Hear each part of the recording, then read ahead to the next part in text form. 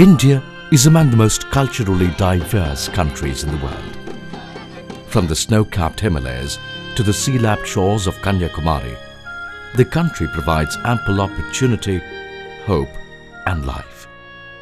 From the Times of India to the New York Times, article after article describes India's success. It describes India's up-and-coming market, its unending resources, its wealth in numbers, and its competitiveness in the near future. And that India is a superpower waiting to be unleashed. But for some, India is not all that has been gloriously written about it in recent times. For some, India is an illiterate country.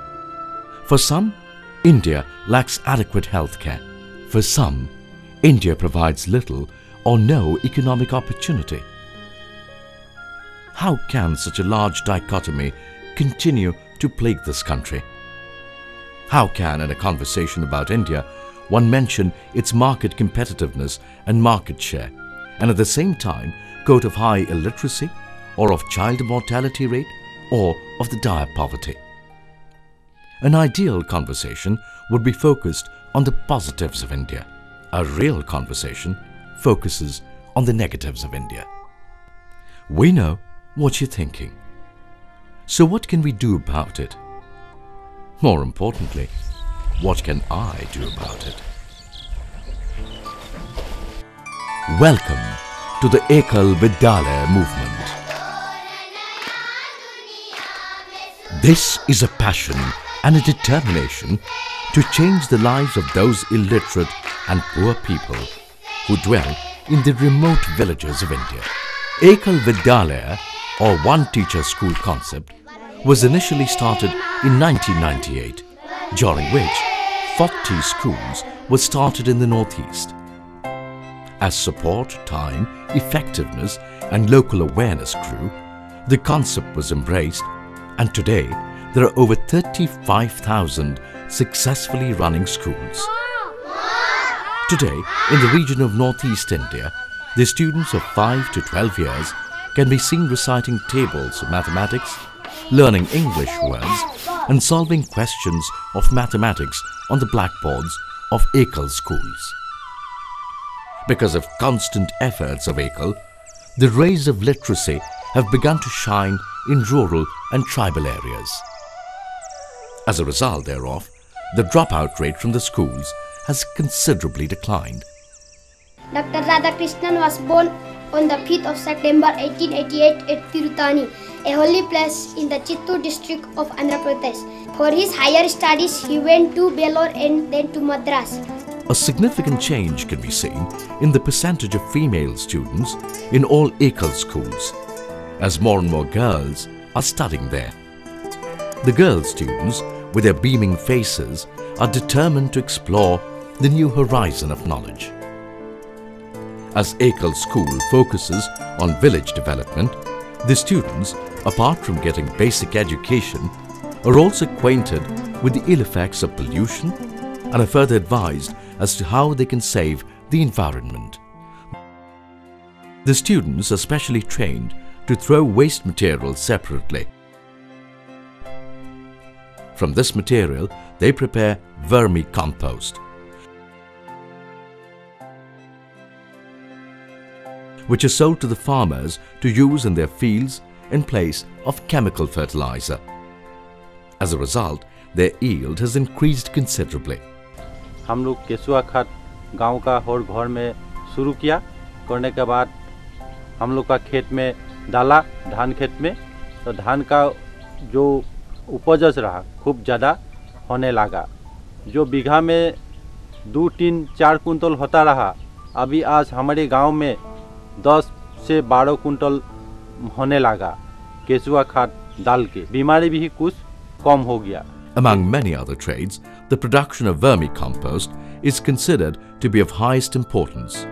So, Ekal also provides adequate knowledge to the inhabitants of the areas to prepare the vermicompost. A number of farmers are showing keen interest in learning and adopting this technique, because from this product they can easily earn some extra money by selling the excess vermicompost to the owners of the tea gardens, which in turn has brought about a tremendous increase in their yield. We are in touch with the Ekal Vidyalaya from last 2 years, and they are providing us the vermicompost. We are using in young tea and in tea bushes, and especially in young tea we are getting very good yield after using this. We want to thank Ekal Vidyalaya as they are teaching or they are making villagers and young people to produce this vermicompost, from which they earns a very good amount. कोई आदमी अपना घर के लिए भी बनाता है, कोई बेचने का भी बनाता है। पैसा तो हम लोग का बेचने से मिलता है, पैसा मिलता है। Thus, Ekal is on the way to make the people of the area self-reliant.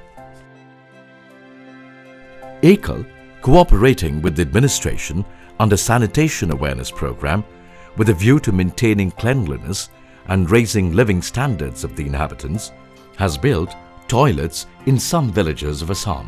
एकल विद्यालय हमारे गांव में जो काम किया है, इस काम को देखते हुए ऐसा लगता है कि ये संस्था सही मायने में अपने गांव के लिए, अपने समाज के लिए काम कर रही है।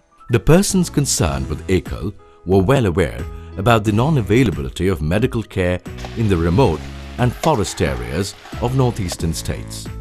Hence, keeping in view the above factor, Ekal gave every acharya the dual responsibility to impart healthcare education apart from basic education that he or she imparts to the small children. They visit the houses in the villages to arouse health awareness amongst them.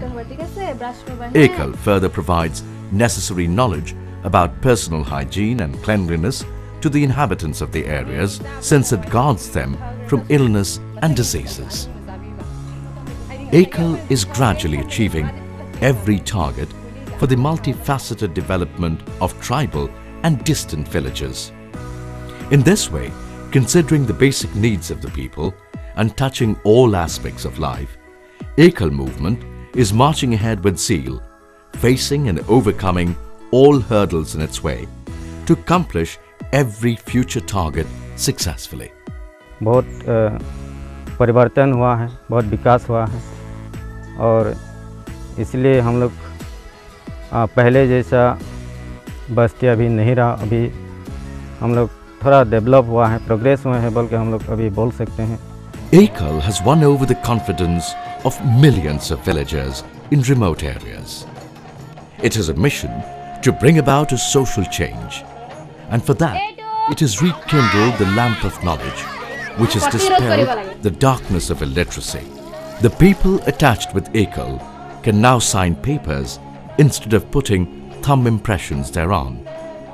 The day is not far off when Ekal movement will have touched the lives of every child in and across the remotest villages of India, and thereby change the very destiny of communities by bringing the light of knowledge where the darkness of illiteracy prevailed before.